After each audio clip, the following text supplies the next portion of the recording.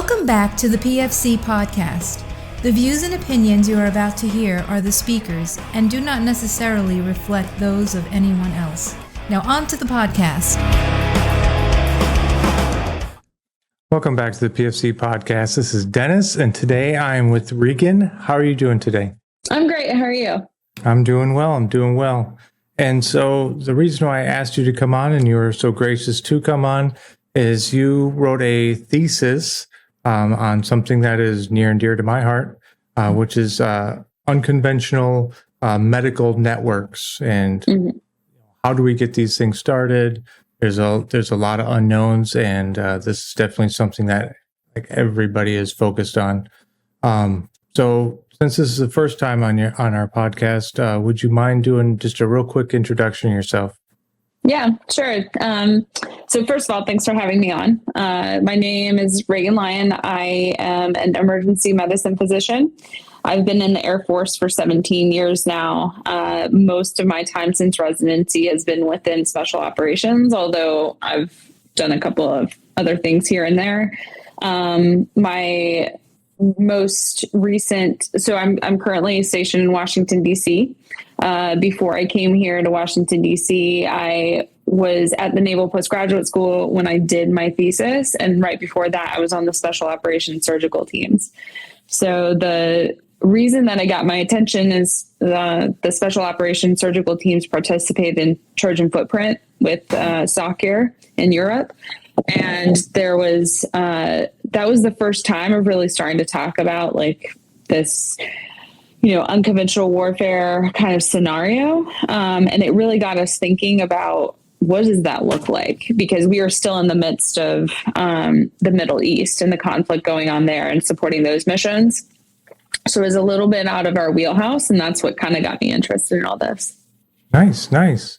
So, kind of like you just mentioned, this is kind of a big question out there. I mean, why would you, for a thesis for a college program, why would you pick something that is almost unanswerable versus just writing another, pat on the back, like, look what we did in Afghanistan, look what we did in Iraq, we won. Why would you tackle something that nobody actually knows the answer to? Because one, if no one knows the answer to it, then they can't tell me I'm wrong. That's true. But the other piece to it is because I'm a masochist and I just wanted to take on this like beast of a project in my, by myself for over 18 months. The real down to earth reason though, is because I don't like wasting my time. I don't like putting time into something that either has been written out 15,000 times or is not going to actually benefit anything. If I put in blood, sweat, and tears into something, then it better benefit someone. And I took Rocky Farr. So Rocky Farr wrote this monograph on the death of the golden hour, and talked a lot about this resurgence of guerrilla hospitals and whatnot. And in my fascination that I talked about from, Trojan Footprint and these kinds of scenarios, I read his monograph and became even more like, oh, wow, like we have a problem that we're, potentially facing in the future. The irony of it is I started school in June of 2020 and I graduated in December of 2021. And then in February of 2022, Ukraine kicked off. And it was at that time that I realized that I don't know why the thesis necessarily, like I was so intensely focused on it. But it became very realistic. It was borderline predicting future of, what kind of war scenarios are we going to be looking at in the future. So, yeah. And, I definitely like your answer of like, don't waste your time just patting yourself on the back or paying lip service to something. At least tackle something worthwhile. Even if you fall somewhat short, you're still moving the ball forward, Academics are all about people picking up balls that, still need carrying. Academics doesn't end. And so there's always going to be someone that comes in behind you to do more. Like Rocky Rocky's monograph's awesome. It's a historical reflection of the previous conflicts that we've had, and then talking about why we're going to be looking towards things in the future. But he doesn't even really start getting into the how we go about doing that, or like what is needed to go do that. He touches on it, but he really focuses on the historical content and learning lessons from history. I do that in my thesis. I did that certainly to set the stage of like, this is why it's important. But I started trying to look at okay, if we're going to do this, then what is it, or how are we going to do it? My goal was to come up with the answer of like, this is your recipe for creating an indigenous system to be able to provide medical care. I couldn't even do that without setting the stage of like, okay, let's almost a mission analysis. What are our limitations, constraints? What are the tasks that we have to get done? So I had to lay that groundwork. So someone else needs to pick up, from where I left off and start fleshing this out a little bit more. Yeah. So like you said, with any kind of mission analysis, you have to start with your knowns. Mm-hmm. So like, what kind of knowns do we have to start working with? Well, we have doctrine, okay. And we have our manuals that exist already. So, pubs, manuals, instructions.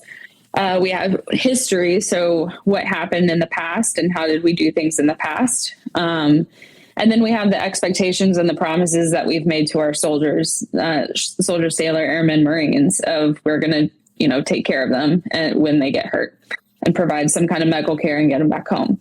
So, I mean, those are some just general examples. I started, so like I said, I laid the groundwork of historically, like where we come from. And I actually took doctrine based off of how we define medicine and medical care in the casualty care system. And then I applied it to like, okay, let's put that in this unconventional warfare scenario, this scenario where things are a little bit different, and is it applicable? Because if it is, then we can just use that doctrine and then talk about what kind of things are needed in there. If it doesn't, then you have to start from scratch even with that.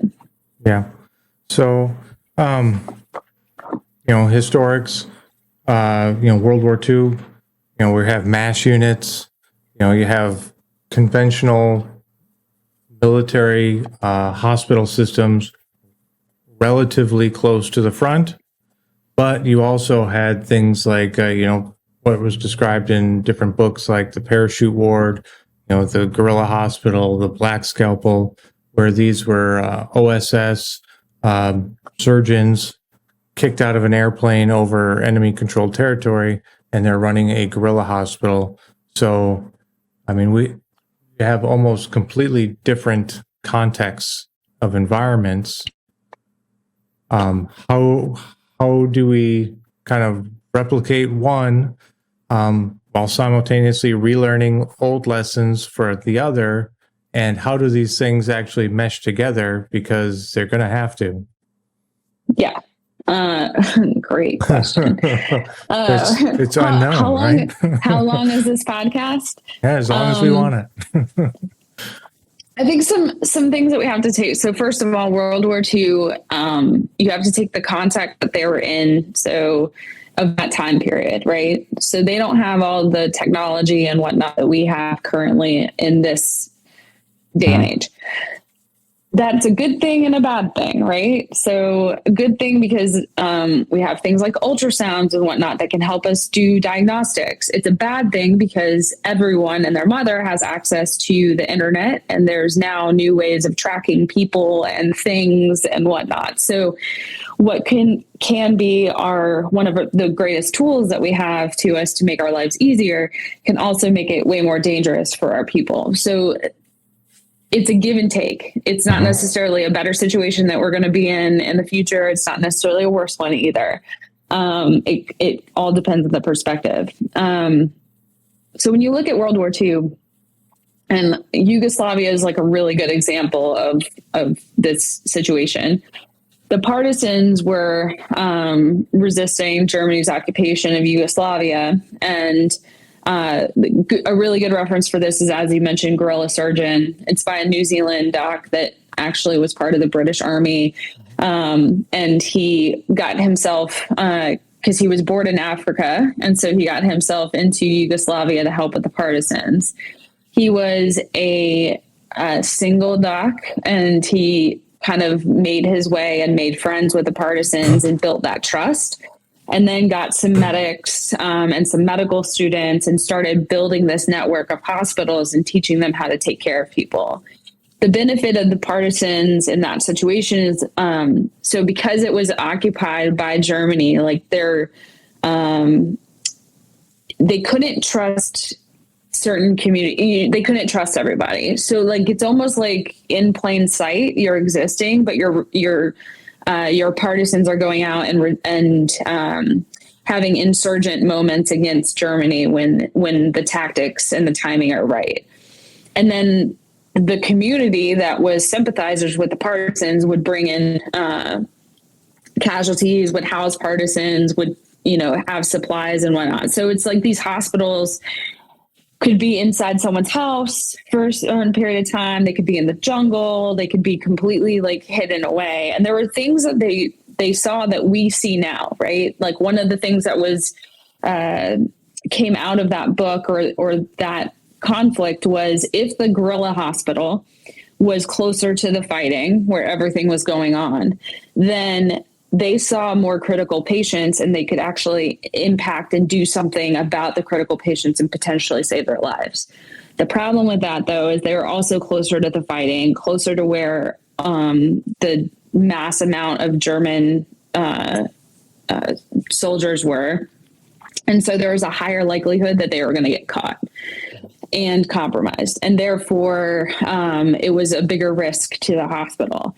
If they pulled the hospital back and put it in a more secure area where it takes like 3 checkpoints to get through and wander through the woods, then they were a lot safer. They didn't have to move as much. They could be bigger, but they also didn't see the critical patients because the critical patients died before they got to that hospital. So it was a give and take. And he noted throughout that whole book some of these lessons, which we know based off of like the closer to the fight you are, when someone gets injured, the more likely you are to be able to save them. But the closer that you are to the fight, you have to have that tactical training to be able to navigate that situation. So that's stuff that we know. The difference, though, is that environment, like the tactical situation of what we've been dealing with the last 20 years is not the same as the tactical situation that we're going to be dealing with in a situation like that, where there's an occupation or a semi-contested environment or what have you. Yeah. I mean, like so much of technology is different, compared now versus then. Then you have scouts. You have to be worried about the battle lines moving, fluctuating back and forth. That's kind of the same, but now you have drones. Yep. Long-range drones, hypersonic missiles, all kinds of craziness. You also have, something interesting that's happened in the news recently is the Iranian protests. And the Iranian protests they've had over, a long period of time. But the more recent ones and all the open source reporting that was going on about it brought to light another situation that we potentially going to be facing that we haven't really had to think about. Protesters would get injured and they would have very obvious injuries because what the government officials were using against protesters, right? And so those people would have injuries that needed care. So they would seek care in the hospitals thinking that's the best option for them. But Iranian officials were infiltrating the hospitals and looking for those injury patterns and then taking them either into custody or interrogating them. So it got to a point where the Iranian doctors were going underground themselves to be able to go to people's houses and take care of them and provide care. And then in some instances, patients were even telehealthing with doctors in the United States or other countries that had an Iranian background that wanted to help their people and basically teach them how to take care of themselves at home via, this telemedicine thing. So telemedicine, great, right? But if you're not protected, you can also find someone using IP addresses and whatnot through that. So again, it's a different method, but there's still risk associated with it. Yep. Yeah, unfortunately, there's no way around that. It's just picking and choosing where you can locate, what kind of fixed footprint that you are willing to put down, and then how fast, how long you're willing to stay.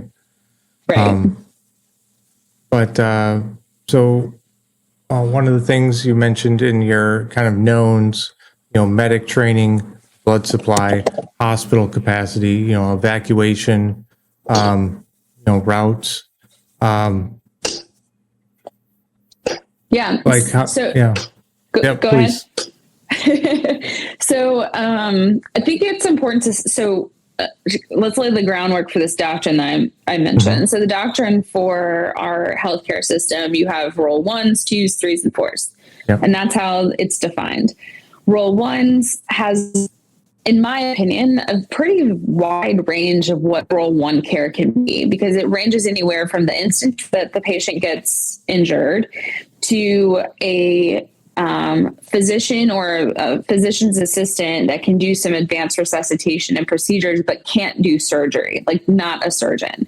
That is a whole swath of potential care that a patient can get within that one role, like that one echelon. Role 2 is where you have your first surgeon, you can do damage control surgery. And if you look at doctrine and how the services define that can range anywhere from like a 5-person team to a 20 some odd person team.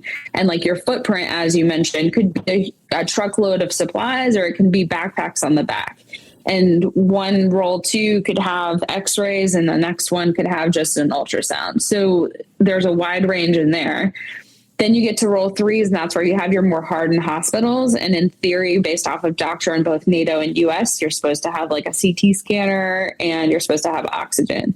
And so now, as you can see, when we're getting into this more denied environment, and if you picture what's happening in Ukraine, right? Us going and setting up a role 3 hospital or someone like NATO hospital that's a role 3 in Ukraine is going to have a huge target on their back. And so that's where everything starts breaking down at that point. And then when you look at role 4s are extra theater. So it's Launch Dual Hospital for the United States. We're even coming back to Walter Reed, like in the US. And if you're looking at a guerrilla, so like the Yugoslavians in World War II, Yugoslavian partisans didn't have a United States to fly back to, like their country. And so like their hospitals are in Yugoslavia, right? So role 4 isn't even applicable to them. So that's where this all starts breaking down of role 3, so all that's really applicable in a UW situation is a role 1 or role 2 based off how it's defined right now. So I started, and then I said, okay, so let's look at Yugoslavia. If that's the case, then how do you define different levels of care? Like how do you tier this the way it should be, to give you some kind of goals to set if you're going to set up an indigenous system to take care of casualties during such a conflict? And the answer is based off of treatment, not based off of capabilities. So to what level are you providing treatment? And when you break down the articles, and there's tons since in the last 20 years, but there was one that was published in 2003,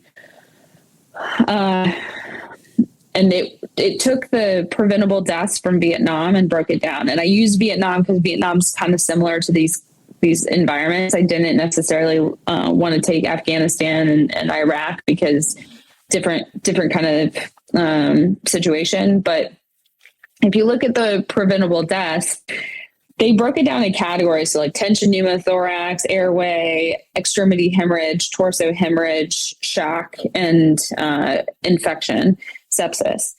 Those are all different categories that are taken care of by things like TCCC. It takes care of airway, pneumothorax, extremity hemorrhage.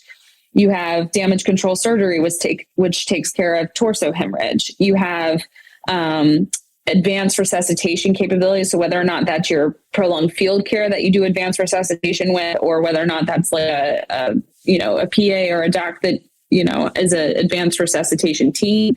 And they can help with the sepsis and the shock, or at least help prevent the sepsis and shock. And then definitive care can also take care of that shock and sepsis issues on the back end of things too. So I broke it down based off of that and talked about like which level of care takes care of which category of preventable deaths, because that's measurable, right? Okay. Like at each stage. So that's what I did. And so to your point in your original question that I totally got off on this tangent on of like, let's talk about the measurable restrictions. I used a process called systems dynamics. So all the things that you mentioned they're all factors that come into this casualty care thing, but they have their own system of systems. So training a medic is not just as easy as like, today you're trained, right? Like there's a process to it. Like you have an accession of medics, the medics get trained. Once the medics get trained, they go out into the field, and there's a higher demand of medics because there's more people out on the battlefield, and it goes into this little loop. The same thing with blood products. So like the more casualties that get hurt, the more blood that's needed. Therefore, there's more blood that needs to be drawn. There's more patients that need to have blood screens, and then it starts going into this loop. So I did this systems analysis and identified like all these tangible things that come into this process, and where are the choke points, for lack of a better term. Like at what point does it have an effect on the system? So if one part is affected, it decreases the amount of patients that can be treated through a system. And that's where it came down to, obviously, like the number of people you have trained is going to have an effect on how much care you can provide. The amount of blood that you can give is going to have an effect on how many resuscitations you can do in teaching a trauma patients. Evacuations, if you can't move a patient, and that's not just evacuations from the battlefield to the United States, that's evacuations from point of injury to the next point that they can receive care. So even intra-theater patient movement, same thing. If you can't move a patient, that patient's not like, they're eventually going to succumb. If they have a life-threatening injury, they are not like, there's going to be an endpoint, right? And you're going to be backed up to be able to take care of more patients. So everything stops. So all those things come into play and become these like very tangible, very real things that have an effect on the flow of casualties. So. Yeah, absolutely. Just out of curiosity, kind of the algorithm or the program that you helped create or created, with the conflict happening in Ukraine, like you mentioned, it's like a live video game. Watching your model go out, like are you like, how well does your model fit with what's actually happening? Yeah. So the systems dynamics fits, like looking at these tangible limitations, they fit. So that process that's not quantifiable necessarily. It's definitely qualitative in nature, but we're seeing that easily. So, for example, beginning of the conflict, all these people were getting injured. Ukraine was having a hard time with a lot of things, but they were having a hard time like finding the people that could be able to provide the care. So there's a lot of NGOs or a lot of other organizations that showed up to be able to help them provide that care. And as more people who were trained got there, and they got more training on battlefield care of like, how do you treat war wounds, then Ukrainian medical providers, whether or not that be medical students, medics, doctors, whatever, could do more for patients. And so they are now advancing their own stuff. So that just shows like If you're limited on the number of people that can provide care, you're going to have a lot more patients like succumb to their injuries versus you increase the number of providers, you have more people able to provide care. You saw it with like the medical students, as I mentioned, they just started doing things out of their normal scope of practice because they needed more hands. So it enlisted kind of this whole of society, like, hey, we're bringing you into the mix. You have some kind of training. We're now going to, put you on the job and on the spot and do it. Blood has been something that has been talked about by the people giving lectures that have been over there in Ukraine. And their ability to store blood has been, a limitation for them to be able to really do a lot. Capacity. So the hospitals, either because they get destroyed or because they just run out of space, that limits their ability to take care of people. And then patients have to be moved to a different location or they just can't be treated. So, all that it's playing out, it's showing us, in fact, the last 20 years, those kinds of things have showed us, you don't have enough blood, you can't treat enough trauma patients, they're not going to do well. Now the model itself, so that was the systems analysis. When I put it into an actual model, the idea behind it and what I wanted to do was be able to scale it to show okay, if we have this battlefield, and we have X amount of fighters, US and partner forces. And we have an injury rate of X amount that's distributed over this, I don't know the exact numbers off the top of my head. It was 50% minimal, 3% instantly killed in action, 10% immediates, and et cetera, et cetera. And so you come up with a distribution that's consistent with most of the data that has been published as far as, what comes out of conflict. How many medics do you need? How much of this do you need? And be able to scale it. And that way we can figure out how many surgical teams do we need out there, how many field hospitals, et cetera. Limitations of the software did not let me get to that point. What it ended up doing, however, was all the limitations that I had identified previously, both the tangible and the intangible ones, that was true. And it showed choke points through it. So it basically validated, because you could see patients as they flowed through the system. It showed that if you adjusted certain things, like the ability for moving patients between one place and another, that it affected the patient buildup at that location. And then obviously that location is going to be overwhelmed and they just can't take care of the patient. So you could visually see it happen in real time, which was cool. I got invited to take my model to a different, one of our allied countries, because they were going through they're re-looking at how their medical force structure is. And they had me redo it for their scenario. And I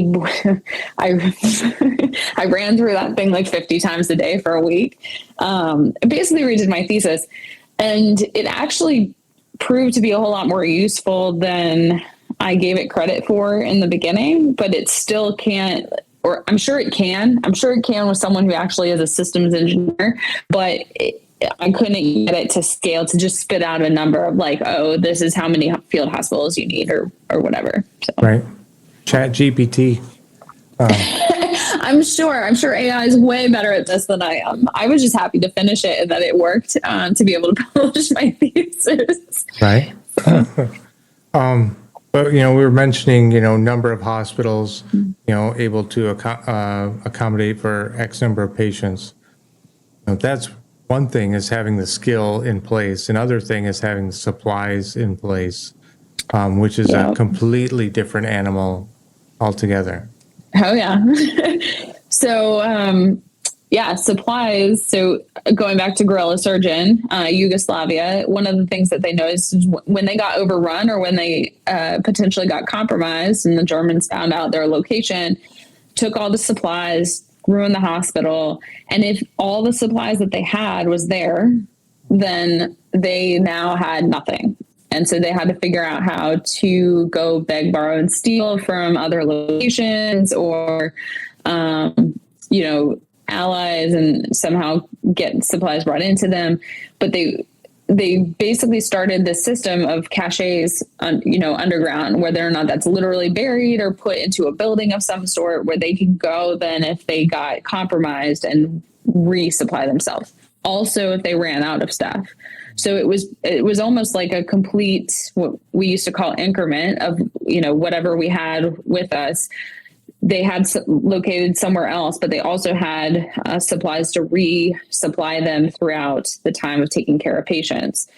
But if you run out of that stuff and you're in a foreign country and you can't get resupplies, what are your options? And one of the thoughts that I have now is, okay, we're so used to, so the last 20 years, we've had such great resupply, right? Like, yes, we were in dangerous locations. People were trying to shoot down helicopters and kill, US people and whatnot. But we had pretty good freedom of movement to be able to move things in and out of there.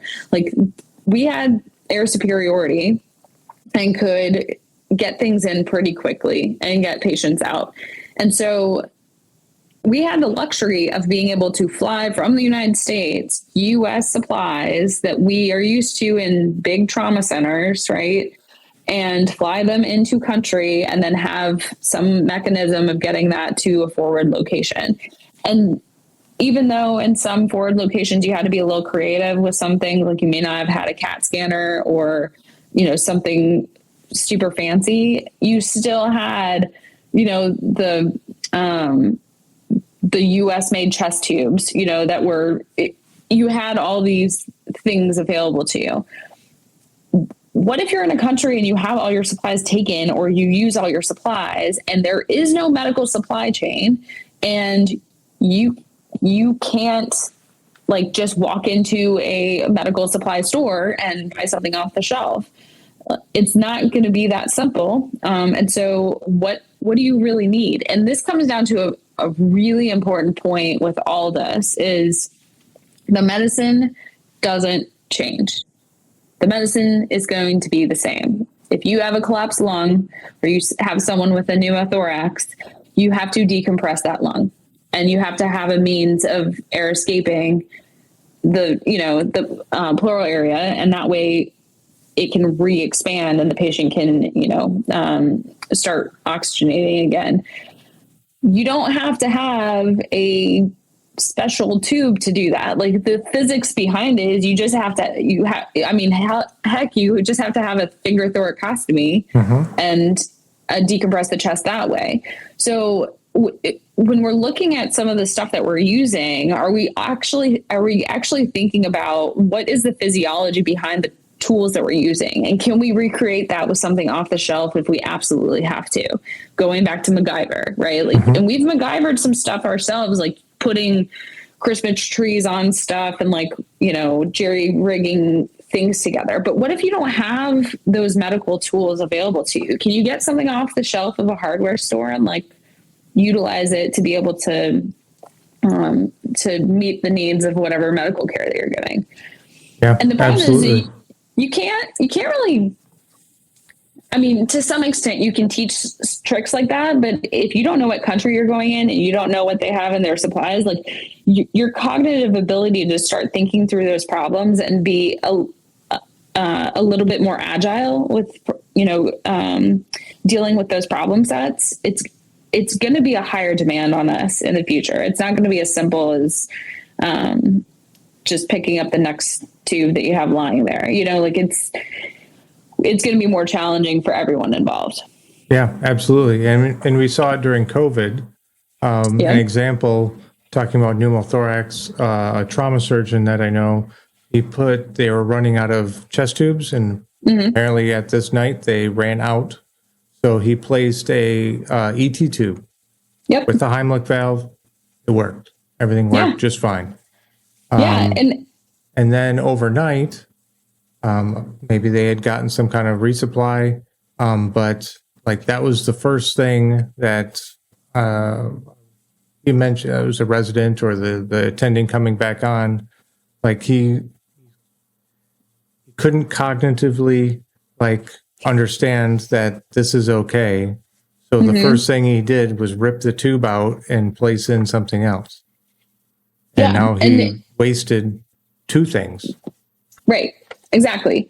And so being okay with doing those things, like if you're meeting your mark, you may not be perfect, but it's working, you know, and the patient's doing okay. So to your point, like why waste two things? Why? I mean, again, I'm sitting here in the United States, not in a conflict zone, not facing this thing, but and this is going to sound really bad, but there are some things you could probably wash and reuse again if you had to.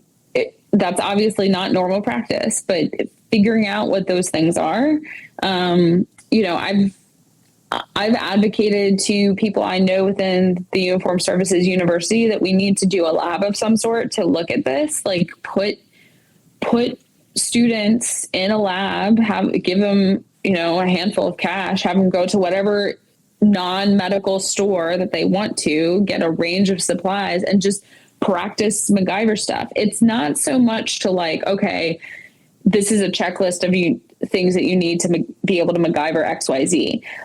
The exercise is just being able to think outside the box and understand the physiology behind what you're treating to be able to figure out the tools that you need to do it. Because all these things that have been made by American manufacturers or any manufacturer for that, it started with someone playing around with some kind of stuff that they had already.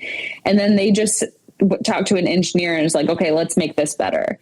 You know, so like it started out of just playing with what they had available to them. So I think that's one way that we could potentially deal with the problem. Obviously, if we're able to, you know, if we know ahead of time where potentially something's going to happen, we have the ability to put things there, you know, these caches and whatnot, and that way you have extra supplies. That's obviously great, but sometimes that's not possible. And so we have to be able to be prepared. And it's becoming very clear that it's not going to be as easy as what we have had in the last 20 years, that we're just going to be able to fly something to whoever that needs, you know, a resupply. So, yeah.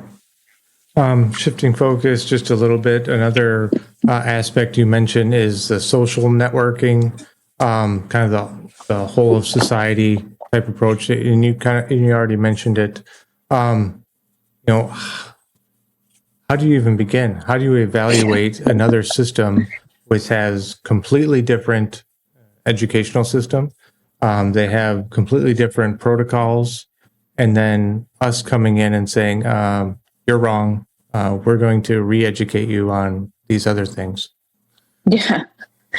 Well, first of all, we have to be pretty cognizant of the fact that Americans, just because we've been doing this for 20 years and we're the US and we've done the most of it, like we've had the largest footprint of medical personnel in these locations, and so have the most historical knowledge behind it, doesn't necessarily mean that we're right.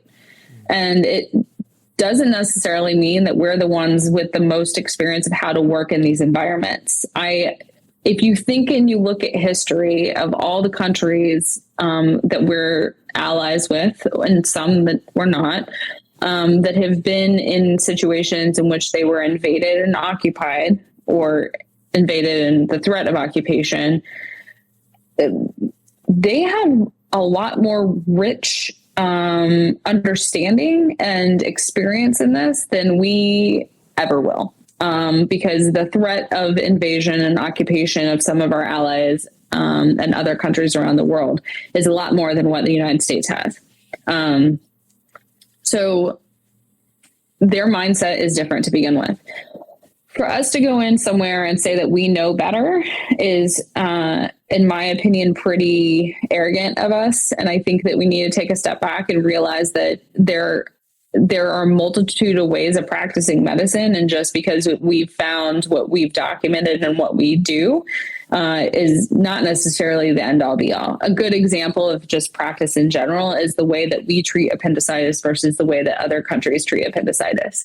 There are other countries that treat appendicitis with just giving antibiotics and then watching and waiting and seeing whether or not someone actually needs surgery. And the United States is quick to cut. So, but it has been proven time and time again, there's not necessarily superiority between those two. So it's just a difference of opinions between countries and how we practice medicine. So that's what we got to be very careful about. Like, we can't just go into somewhere and assess, like, you guys don't know what you're talking about. I think the other thing too is every country has different rules. Like, a medic in a different country is not the same as what a medic here is in the United States. I mean, a medic in the civilian world in the United States is not the same as what a medic can do in the United States military. Right. So it's the same in between countries, and we have to, I don't think we should just go in there and tell them that they have to change how, like, who their medics are and what the medics do. I think we have to be very diplomatic. We have to get the people who do diplomatic stuff involved to explain how it would benefit. But ultimately, if the lift is too big for them to, like, replicate what the United States does, we have to figure out how they do it and then work with what they have and say, okay, how are we going to achieve the same treatment goals? So how are we going to address the immediate life threats, you know, the truncal hemorrhages, et cetera, with what they have available? It can be very costly. It can be very time consuming and frustrating and ruin relationships if you just try to force the American way and the American structure on someone else. Yeah. So I think that's a general theme I've seen in my life, is that Americans, we come in, we're like, oh, you need this here, you need this over here. Go ahead, we'll give it to you. You're welcome. And it's, it's multi-million-dollar piece of equipment that they don't, have the power to run, nor do they have anybody that can fix the thing. So it works for a time. And then as soon as the Americans leave, like, it's a multi-billion-dollar piece of crap. Yeah. I think the same approach, with medicine is always important, that kind of human interaction. Nobody wants anybody from somebody else's house coming into your house and telling you how things have to be done. Isn't that the irony of what we're talking about in the first place, of an unconventional war? Like, that's the whole thing you're fighting in the first place, is someone else coming in and telling that country what they need to be doing. It's an occupation. Right. And so we're no better if we start going in there and trying to do the same thing. We're just do it with a smile on our face. Right. Like, that doesn't change the matter of what's happening in that dynamic. So it's very important. Like, the other thing to this, right, is there's a lot that's going on that the U.S. military does as far as, like, engagements with other countries, right? Especially, like, we go out and we teach TCCC to everyone multiple times. And there's not a whole lot of coordination behind it, but it's so important to have that coordination. So, one, you're not stepping on other people's toes. Two, you're not negating what someone else just did. Like, if you're training something a little bit different, you're just going to confuse that group, right? So there's a lot of reasons that this synchronization has to do it. And then the other thing too is you have one group of people and you've had 7 groups of US come in and train them on TCCC. Like, how many times do they actually have to be trained on TCCC? Right. So this has to be a coordinated event, right? There has to be an initial assessment. What do we have available to us? It's the same thing that we do in operations. Like, okay, you want me to complete a mission. What resources do I have available to me? What aircraft can get me there? What are you giving me to take with me? How much can I take with me? It's the same thing. You go, whoever's in charge, whoever is coordinating this, has some evaluation process to determine what's the structure, what's their laws that we can operate within, because let's be honest, we don't need to do anything that's going to require parliamentary procedures. what's the scope of practice? Are they allowed to do things outside that scope of practice in times of disaster or war?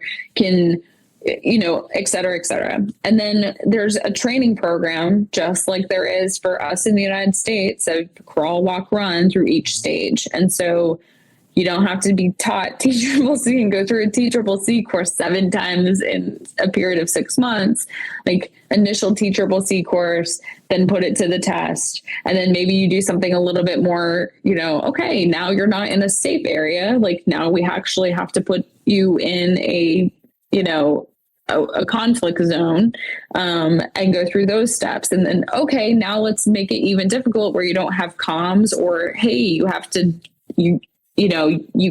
blend in with the local area and you can't really, identify yourself as who you are. Right. And that just becomes even more complicated, and you advance through the stages.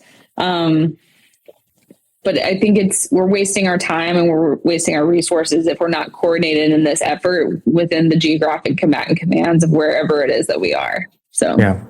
And of course, we have our own faults, especially when you're talking about those training missions where you're just going and training TCCC. But I guess we forget, we're going to a host nation. So they're hosting us. They're trying to be very friendly and polite.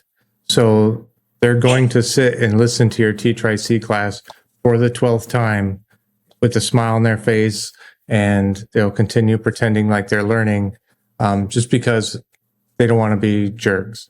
So right. We also have to have, I think, as a training team going there, the adaptability to recognize like they actually know what they're talking about. We need to move on. Right. And be able to assess that. And I think that's where it comes into play of like, just because you're an instructor of something, like you're a TCCC instructor, does not necessarily mean that you can do the work and teaching a foreign country, something like that. Like it takes a certain skill to understand, to be able to really relate with the partner nation. Like it's not as simple as just setting up a classroom in a hospital and just teaching people how to get through it.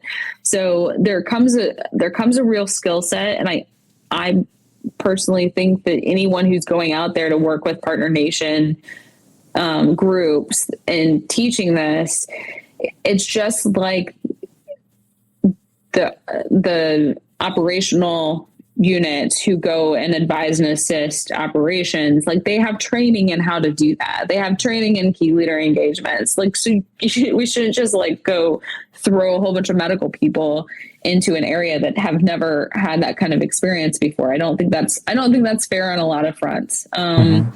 So I think it just sets us up for failure. And again, it was a waste of time. And, this day and age, I feel like time is of the essence. So we have to be very calculated with this. Yes. Yes. And I mean, those, key leader engagements, those training missions, those are fairly easy to organize when it's talking, military to military or government to government. You mentioned whole of society. The military, regardless of what country you're in, is a small fraction of the population. And during an invasion, everybody's involved, everybody's suffering. And I would imagine the majority want to help resolve this problem. So how would you go about, or imagine how you would go about educating these people as well? Yeah. So you brought up a great point. I think it's for the people listening who are not necessarily familiar with how this is organized. So the United States is incredibly unique in the sheer numbers of military health providers that we have.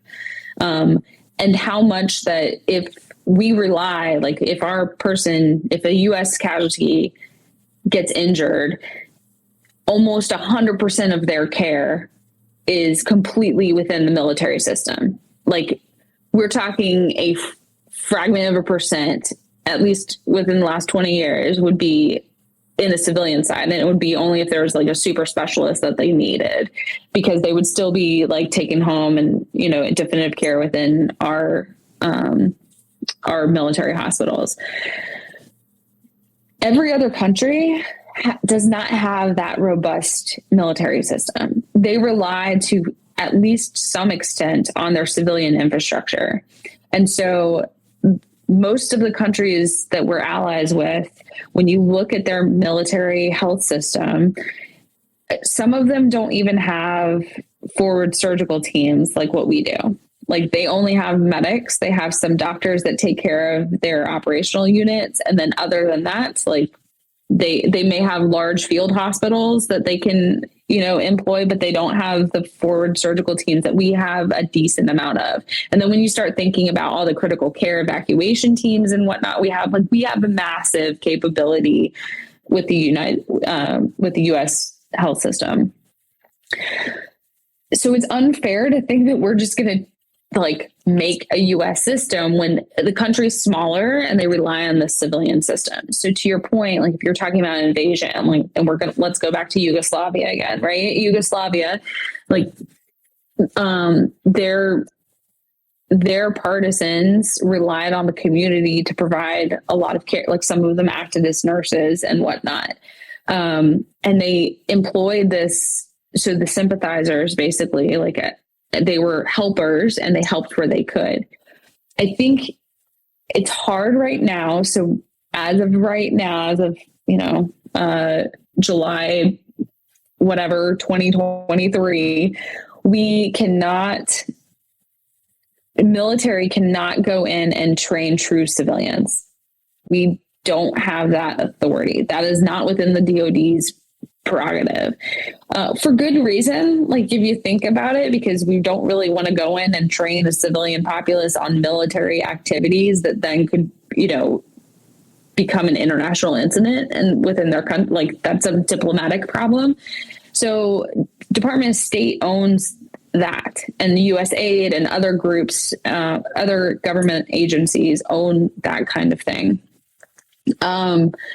When you talk about medicine and the fact that it's non-lethal, there's certainly thoughts that maybe medicine should be the exception to that rule. And we should have the authority to be able to go in there and do that for this being a perfect example. There's ways that I think, you know, leveraging the other government agencies certainly could help build that kind of response and help prepare for disasters and whatnot, humanitarian assistance and disaster response kind of stuff. There is an authority, by the way, for the military to train true civilians in humanitarian disaster response, but not in the setting for conflict. It has to be for like a true natural disaster, a natural disaster kind of thing. It can't be in order to prepare them to support their military operations. So there is, I just want to clarify, there is that authority that the military has, but it's strictly for civilian benefit, not for any kind of benefit towards military or military operation. The difference though is things like this, right? Like podcasts that talk about like, hey, how do we take care of casualties in a prolonged situation? How can we do nursing care? Like, I mean, open source information, like, and it's putting things out there. TCCC handbooks are out open source, and you can use that. Now, do we need to be putting out like how to do some of those advanced procedures that are within TCCC to a bystander? Probably not. We probably need to be a little bit more simplified, but World War II, the French actually put out a layman, for lack of a better term, like a layman's handbook on nursing care and wound care to enable their population of how to take care of wounded soldiers or wounded individuals. That kind of thing of like just empowering a neighbor to be able to take in someone who's wounded, watch their wounds, know how to clean their wounds out, be able to recognize if the wound is starting to get infected and not necessarily do anything about it themselves, but then them understand that they have to find someone who can provide advanced care, right? But simple things like, basic pain control kind of stuff, even if you want to get into it, like holistic remedies and whatnot, those kinds of things to potentially arm them, it just decreases the burden on a hospital, for example. So I think using open source document or, means to be able to get information out there that helps anyone. Like, I mean, when you're talking about the, medical ethics, we should do no harm to anyone, right? Like it doesn't matter who it is. So even if it falls into the adversary's hands, they're like, okay, so they know how to treat a wound. Like, is that really that problematic? But ultimately you're empowering a lot of people who are going to be otherwise suffering, and scared and, feeling helpless. So, yeah. Like G.I. Joe said, knowledge is power. So, just giving the people, really anybody, I think, the tools to take care of themselves. It just helps everybody. Like even like you said, even if it did fall into the enemy's hands, they still have to do it, right? Yeah. And then if more of them live, they still have to deal with the medical burden of taking care of people longer. Right. So there's not like it, and we shouldn't be sabotaging the enemy's ability to take care of their own casualties. Right. Like, I mean, that kind of gets into a whole other like thing of ethics and whatnot. So, if their logistical burden doesn't allow them to do that, but if they come across information that helps them treat casualties, like, and they're treating humans, then as medical people, like that should be okay. Now, I'm not necessarily saying like, let's buddy up and team up and go forth with each other hand in hand with the adversary. I'm just saying like, the fallout if they get a hold of the open source information on how to take care of wounds is nothing. Yeah. Everything's open source now. So, yeah.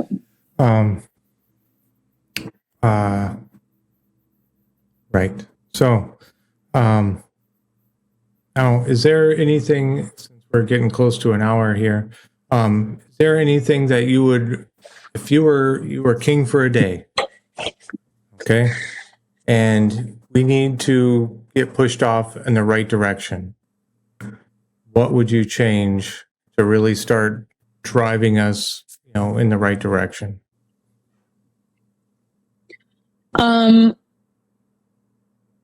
The coordination of training working with our allies and partners, becoming more interoperable. So between services, between our partners, and starting to work on that cognitive agility. So thinking outside the box.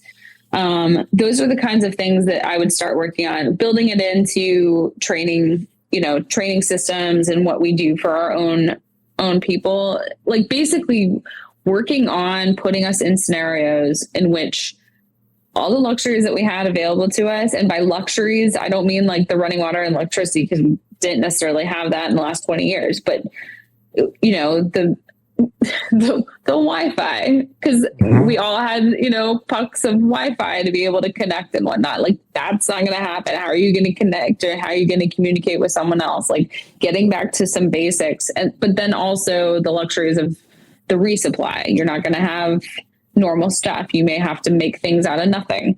And just exercising that cognitive ability, I think, is the first right step in the right direction. I think that we have the things that we need. I think we just have to start thinking about it in a completely different light. And we have to be proactive as a medical community to recognize that we're going to have to work on this and tell our leaders that this is important, and keep pressing that, casualty care in these environments are going to be a lot more challenging. And what we've seen with Iraq and Afghanistan, and the 98% survival rate, was due to the quick evacuation of patients, that and the advancements on the battlefield. And without the quick evacuation and without being able to have those supplies, like we're not going to be able to get to that 98%. That's going to be a lot that's going to be almost unattainable. It's unrealistic to expect that. So the more that we do and telling our leaders that and trying to help them understand what kind of things that we need to get towards. The other thing is the coordination of like helping our allies and partners get to a better place. Make them feel empowered. Empowerment makes them willing to fight.